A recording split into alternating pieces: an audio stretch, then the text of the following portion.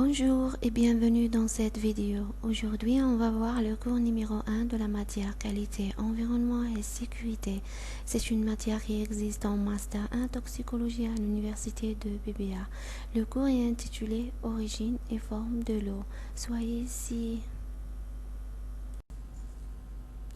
La majeure partie de la Terre est recouverte d'eau. Et c'est pourquoi elle est appelée la planète bleue. C'est vraiment l'eau qui fait que la Terre est très différente des autres planètes du système solaire. Les océans sont présents sur la Terre à plusieurs millions d'années. Dessinons ainsi les premières clés de la vie sur Terre. L'origine de l'eau sur Terre remonte à plusieurs millions d'années aussi. Au début de l'histoire de la formation de la Terre, à peu près au moment où la croûte terrestre a commencé à se former. Avant, il n'y avait pas d'eau liquide sur cette planète. Ce sont les ingrédients de l'eau qui ont créé l'eau. Je parle ici de l'hydrogène et de l'oxygène.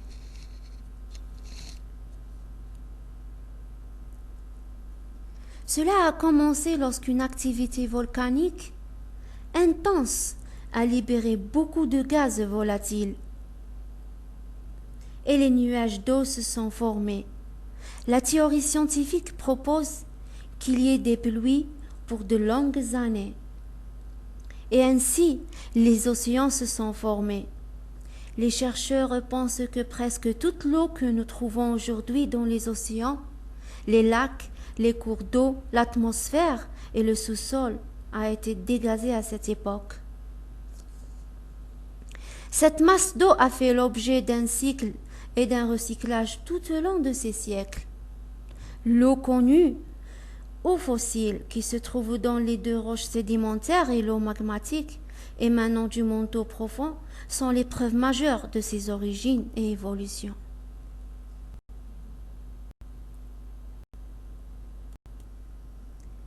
Il y a d'autres hypothèses qui parlent de l'origine de l'eau sur la planète. Parlons ici d'un autre exemple qui est l'origine de l'eau qui vient de l'espace ou bien des comètes.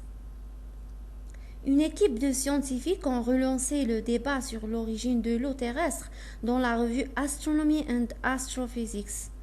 Leur article est sorti le 20 mai 2019 et il parle ici de l'hypothèse qui indique qu'une partie de l'eau provient de l'espace, et plus précisément d'une comète. Leur article était intitulé Terrestrial Deuterium to Hydrogen Ratio in Water in Hyperactive Comets. Vous pouvez voir cet article, vous pouvez le trouver sur Internet pour le voir et pour comprendre plus profondément l'idée de ces chercheurs. On va y parler un peu.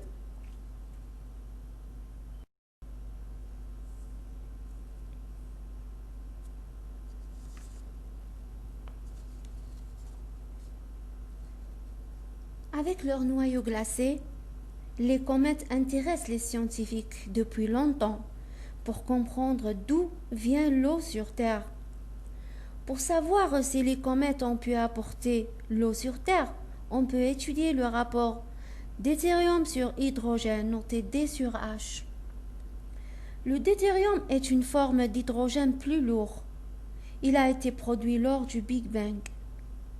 Lorsqu'une comète s'approche du Soleil, la vapeur d'eau qu'elle dégage permet d'étudier ces rapports D sur H.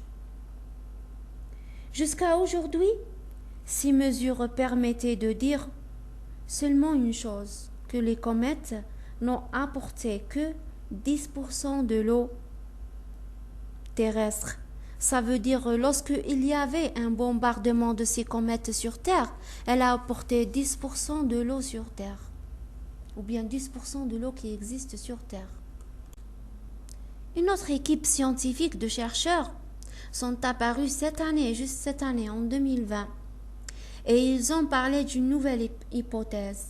Ils ont publié un article dans le journal Science. Et l'article est intitulé Earth's water may have been inherited from materials similar to ancestite chondrite meteorites. Cet article est apparu, comme j'ai dit, juste cette année, en 28 août 2020, il a été publié.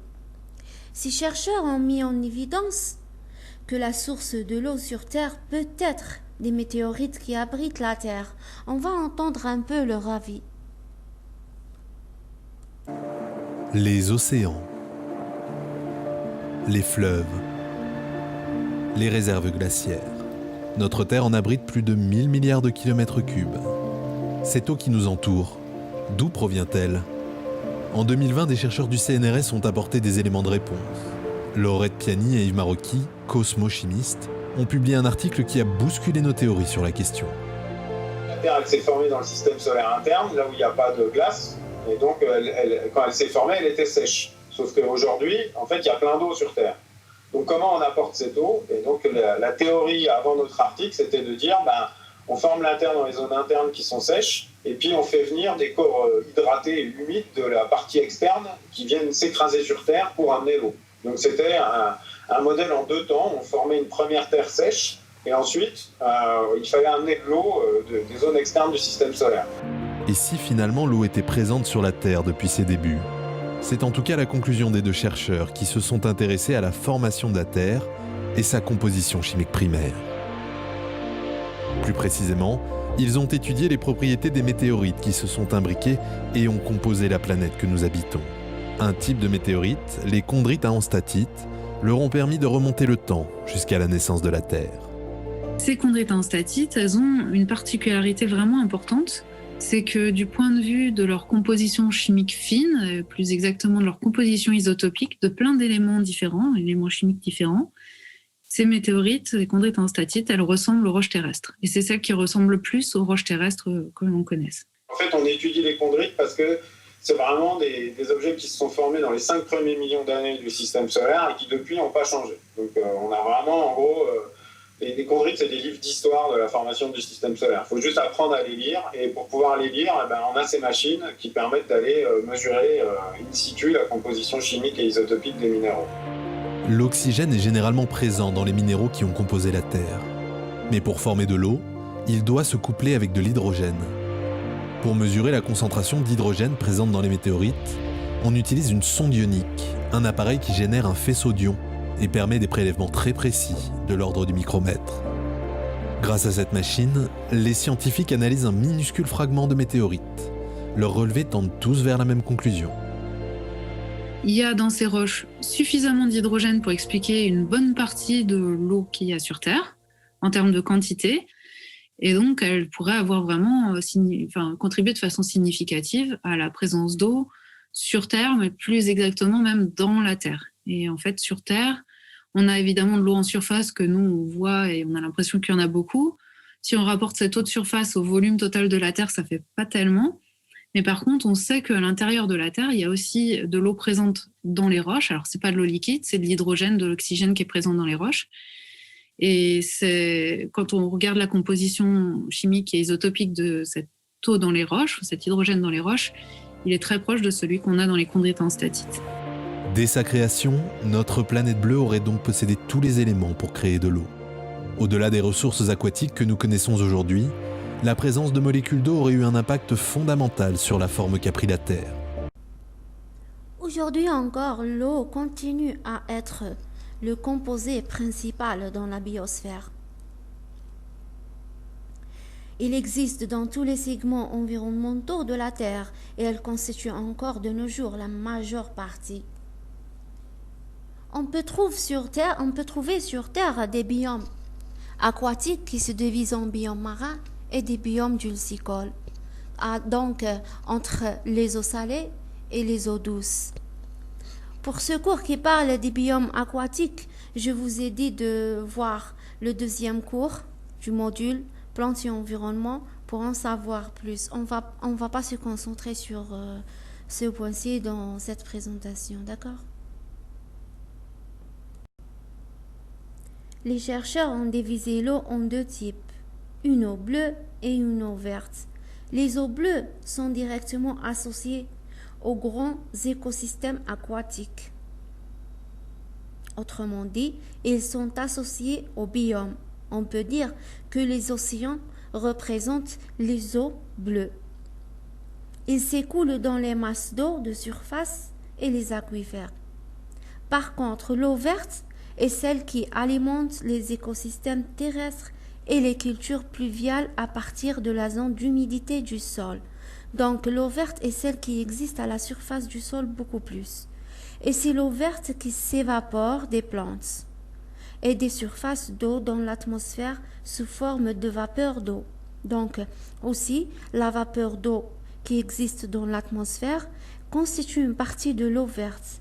À vrai dire, l'eau verte aussi existe à l'intérieur des êtres vivants et même dans les fruits et les légumes.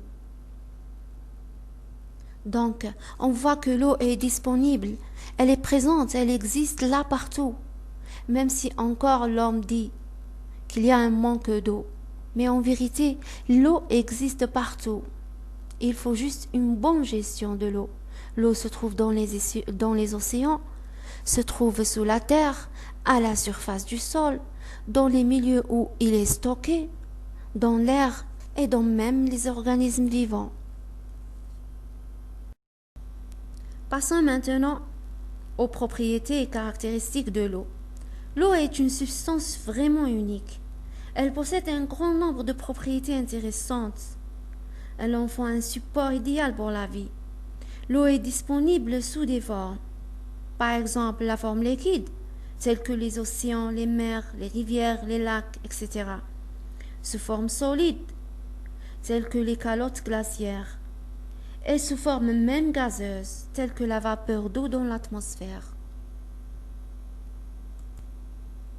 Son point d'ébullition, son point de fusion, sa chaleur de vaporisation et sa tension superficielle sont élevés.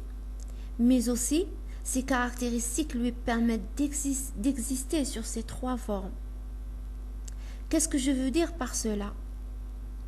Que lorsque l'eau a un point d'ébullition, un point de fusion, il a une chaleur de vaporisation, etc., il peut passer d'une forme à l'autre. Il peut passer de la forme solide à la forme liquide, de la forme liquide à la forme gazeuse, etc. Donc, il peut passer d'une forme à une autre grâce à ses propriétés et à ses caractéristiques. Il a un point d'ébullition, un point de fusion, une chaleur de vaporisation, une tension superficielle, etc. Pour évaporer de l'eau, on a besoin d'énormes quantités d'énergie thermique. Vraiment, on ne peut pas évaporer de l'eau facilement. On a besoin de grandes et énormes quantités d'énergie thermique.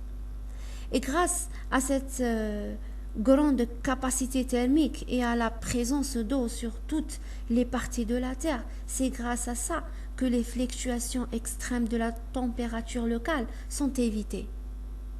Mais grâce à ça aussi, le climat mondial est contrôlé, avec aussi l'intervention des qualités qui existent dans l'air. Arrivant à ce point, je termine ma présentation. À bientôt. Merci pour votre bonne écoute.